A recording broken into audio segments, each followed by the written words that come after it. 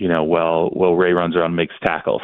It's like, basically his point was you need somebody to take on and occupy blockers so that your linebackers are free to do things. That's this guy, right? He's going to eat up a couple of offensive linemen. And I mean, if you're projecting like where the Titans want this to go. And so he's going to make the job easier for the linebackers that are behind him, and he's going to make the job more difficult for, offensive coordinators who are trying to scheme to get him out of the way.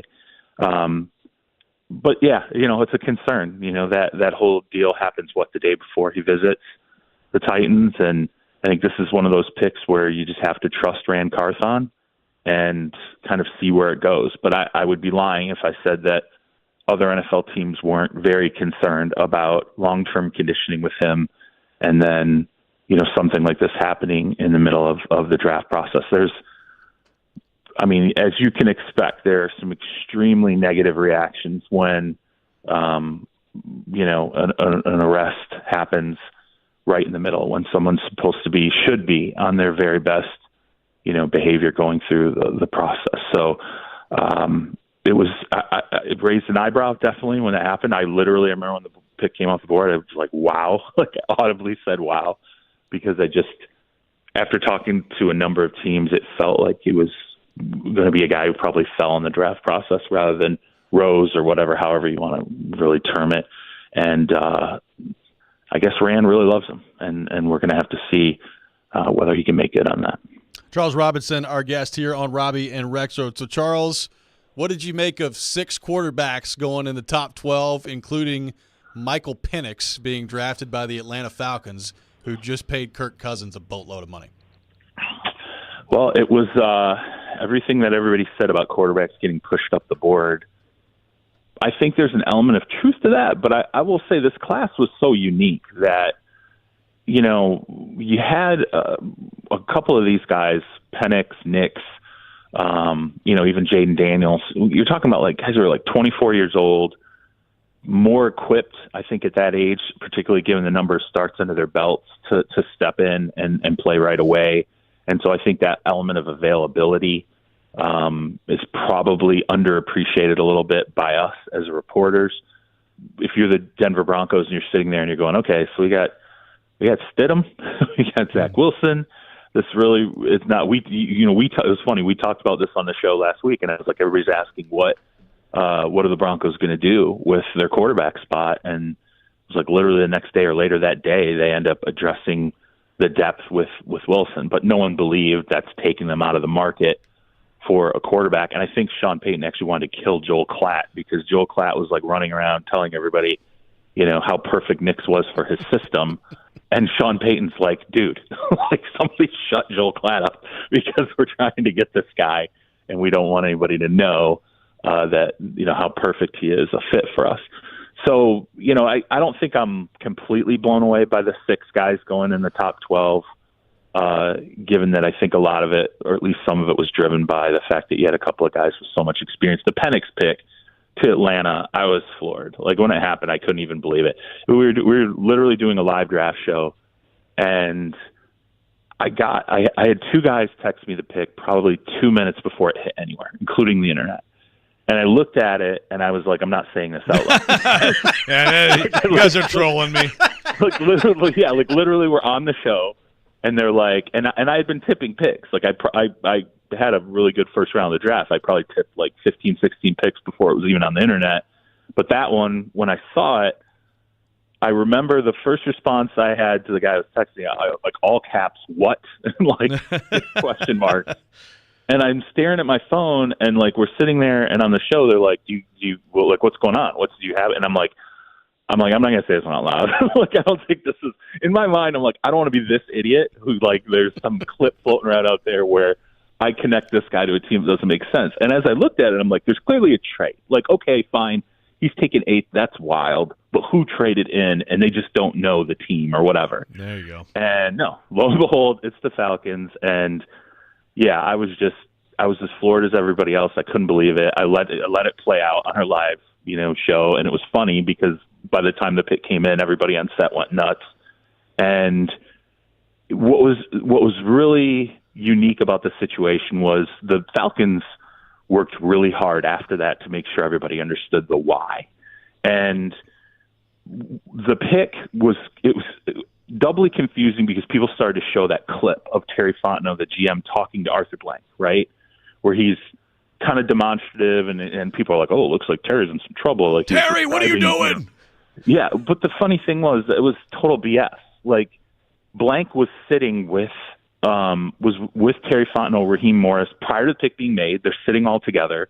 They're going to make the pick. They call Michael Penix, and after Raheem and Terry on the phone, they hand it to Arthur Blank, and Arthur Blank's like, "Hey, looking forward to you continuing your outstanding career. We appreciate you." Like, Blank was hyped. He was totally on board with this whole thing. And so, the Falcons did a good job afterward of trying to explain the why behind it, which was, I think I think Blank was extremely frustrated with the Desmond Ridder experience. I think there was an element of him being sold on this guy being able to develop into their starter. It didn't happen. And I think he was just tired of going through the juggling at quarterback. And yes, they just paid Kirk Cousins, $100 million guaranteed over the first 2 years of that deal. But in Blank's mind, and I don't think he's the only owner to think about this, when the Chiefs took Mahomes, and now it seems like, people completely forget how crazy that pick was at the time. It was such a surprise. And, the Chiefs not only, moved up to make the pick, but then, people were completely confused by it. I think their grades got tanked after the draft. People were like, what the heck? This was so high for Mahomes. This was way up the board. What are you doing? You already have Alex Smith. And then they sat him behind Alex Smith for a year. And I do think it was a really good thing for Mahomes. And I don't think that's lost on Blank that it was somewhat a similar scenario between the two players. Obviously, Penix is a lot older. But so I think some of that, it was just being prepared. And when I talk to people in the organization, they're like, it feels so good to have quarterback worked out at least for another 5-6 years right now. Like, that's the thought process. Hey, Kirk's going to play the next couple of years. Maybe it extends beyond that, but at the very least, we know what we're doing after Kirk. And you guys can be mad at us because we could be starting a quarterback at 26 down the line, whatever. They're not worried about that. And, so I think that really played into it, this idea of just squaring it away, being happy that they know they have Kirk, they know they have a plan after Kirk, and they truly believe in him, that being Penix. They went out there and worked him out in Seattle in a private workout, and they were absolutely floored. They had him number 2 on their board, on their quarterback board, behind Caleb. And I think he was 4 overall in their stack, next to Caleb, Jaden, it was Penix, and then Marvin Harrison Jr. And so, they really valued the talent, and they're just like, screw it. We're going to take the pick, and we're not going to worry about what other people think about it, and we'll be, laughing 2 years from now when he steps into the starting line, or earlier if something happens with Kirk. And, so that explains it. So, Joe, I know you're upset with the pick. I get it. I totally got it. It's just stupid. It's just it looks stupid now. There's no question. But down the line, our opinions could definitely change. And that never happens. Rodgers, when Jordan Love was chosen, that looked stupid, right? At the time, we're like, why wouldn't you use the asset? Rodgers can use this asset now. You got to win Super Bowls now. What are you doing? That looked stupid at the time. It aged better during the course of last season. Rodgers being selected looked stupid, when they had Favre.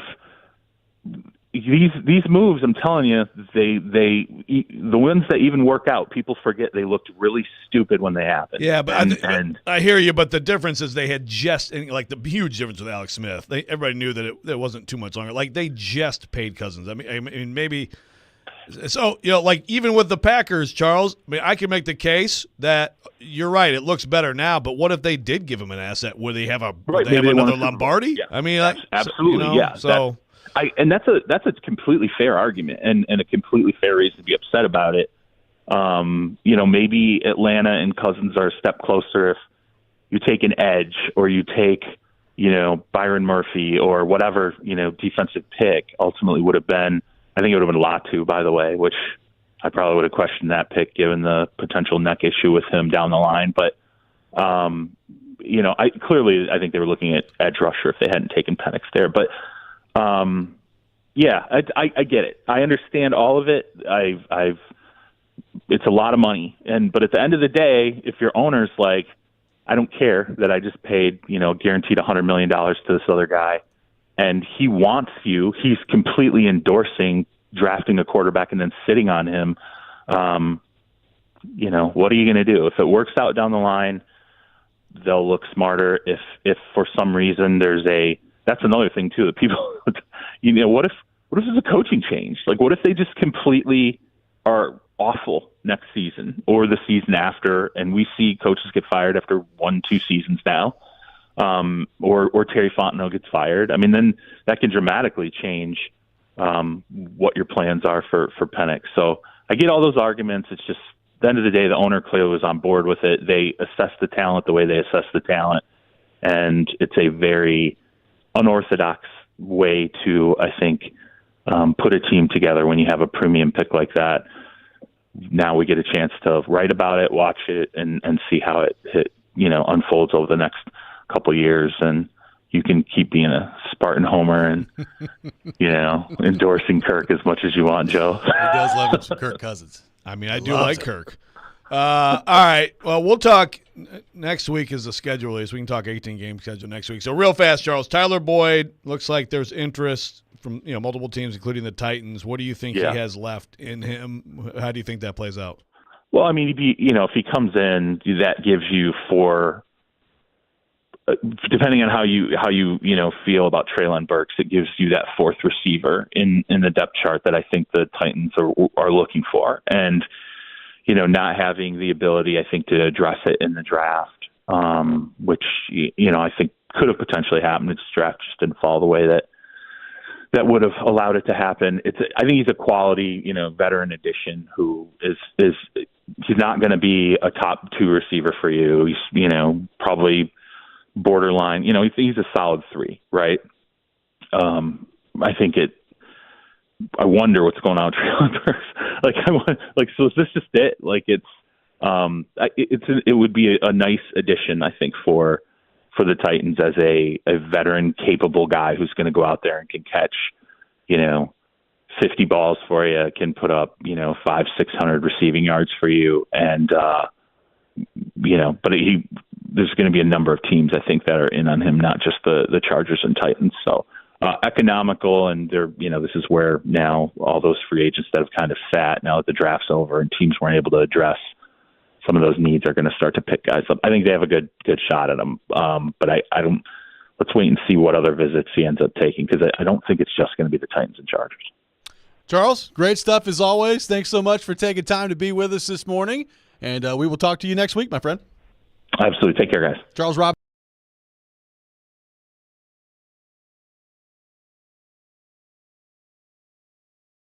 1025. I think some particularly interesting stuff on Latham and Sweat there as well, which we'll react to next. Robby and Rexrode, 1025, 1063, The Game.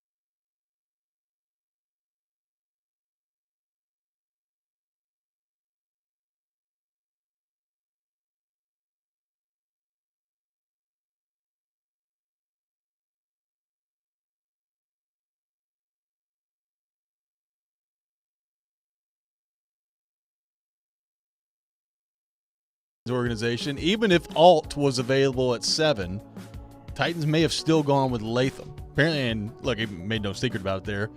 Bill Callahan, big fan of J.C. Latham. Yeah, clearly. Well, again, go back to Diana Rossini tweeting the instant that they picked J.C. Latham that he was Bill Callahan's favorite player. Not just, I mean, I guess Bill Callahan probably doesn't have like a favorite receiver, so okay, fine. This is Bill Callahan's favorite safety in the draft. But still, she tweeted. Of all the kickers ranked, this is the number 1 that I have. Here are Bill Callahan's top 9 long snappers in the NFL. No, but she tweeted right when the pick happened that J.C. Latham was Bill Callahan's favorite, which Big Joe took as they had a press conference right at that moment. So, who's your favorite in the draft? The one we just took. Yeah, the guy we just took.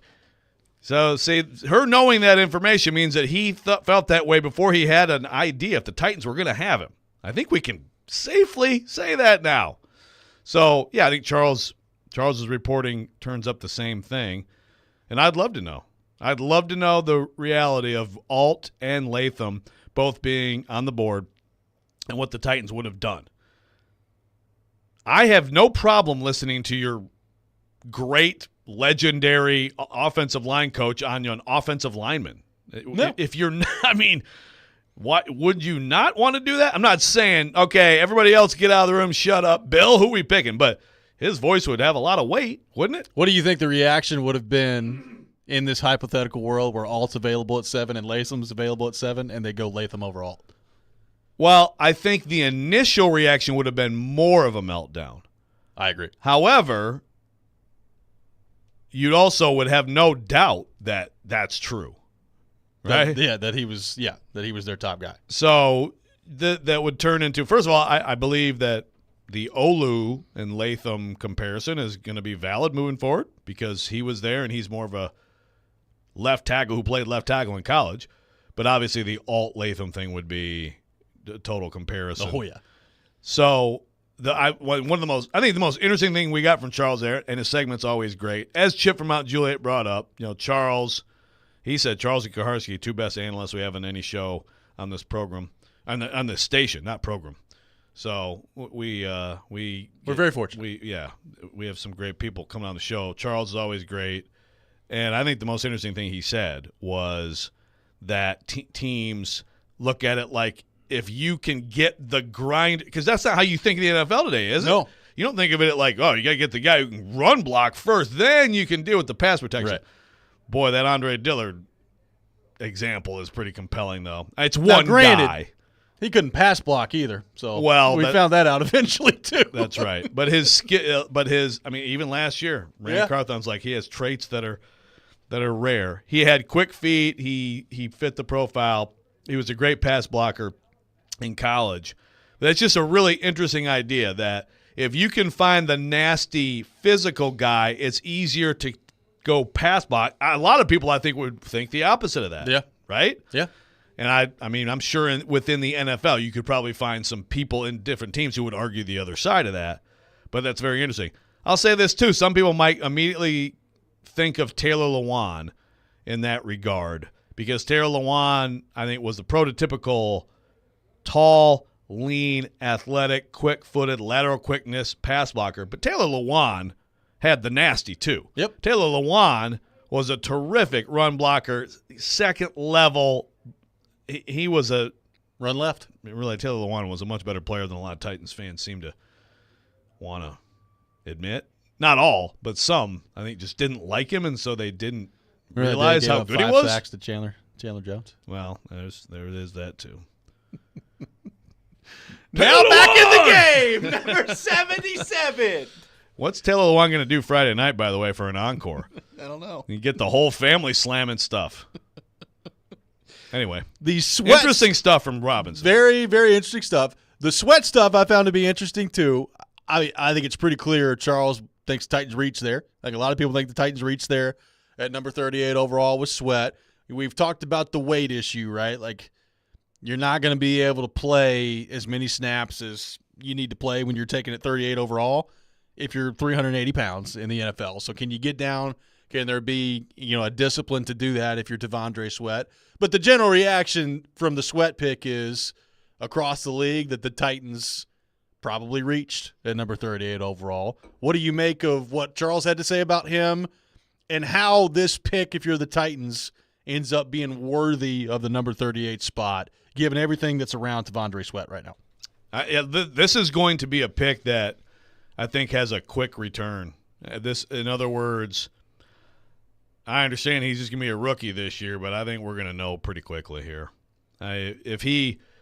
All this attention on all of this, rookie minicamp's next week. Yep. How's he look next week? What's he doing right now? Hey, man, I can tell you right now, give me a good week of eating apples and raspberries and protein and not eating a bunch of carbs and stuff like that. I mean, I could come up with about a 7 to 10 pound difference in myself in a week, one way or the other. I can easily gain a few. I can lose a couple. Right now, what's he doing? And I think that's the thing. It really is that. It's weight. And it's going to be – and listen to what Charles said. He's talking 400 pounds by year 3. Can you sustain – first of all, right away, you would think that he would be getting in tip-top shape, and this is how it's got to be. And if that's not the case, that's concerning. And then there's still the question of, are you going to sustain it year over year over year? If he does, I think he's – terrific. I think that pick is going to look good because I think he's more than just a dude who just throws his helmet down and occupies 2 people. I think he makes plays if he does that, but it is a big if. What if he comes into camp and he's 375 and he can't play more than 15 snaps in a game?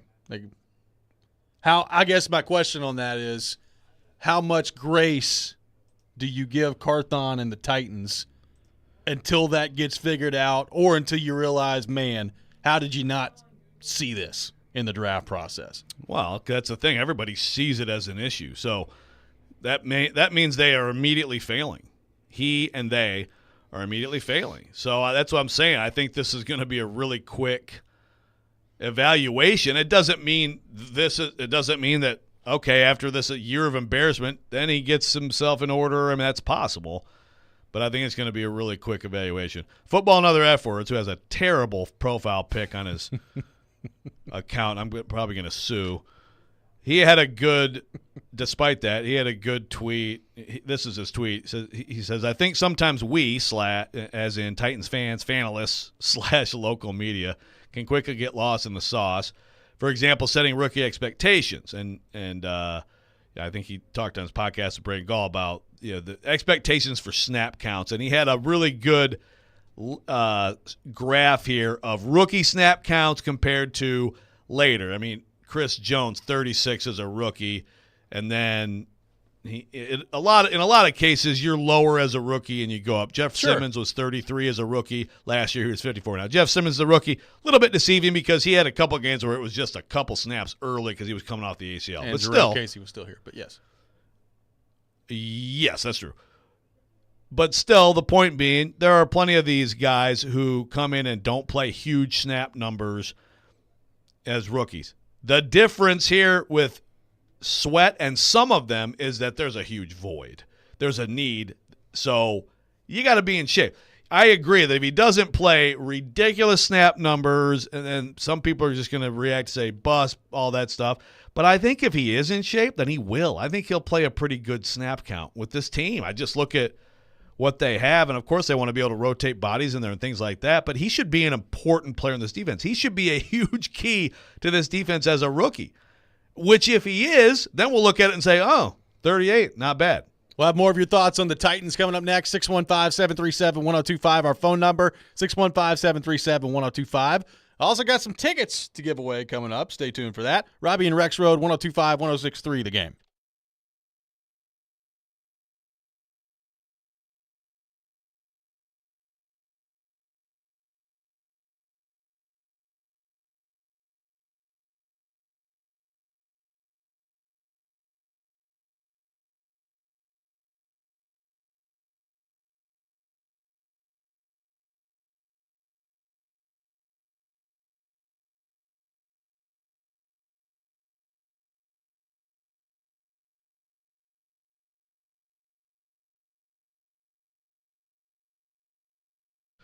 The NBA playoffs are rolling, folks, but it's not too late to get on the action with FanDuel Sportsbook. Joe Rex here to let you know.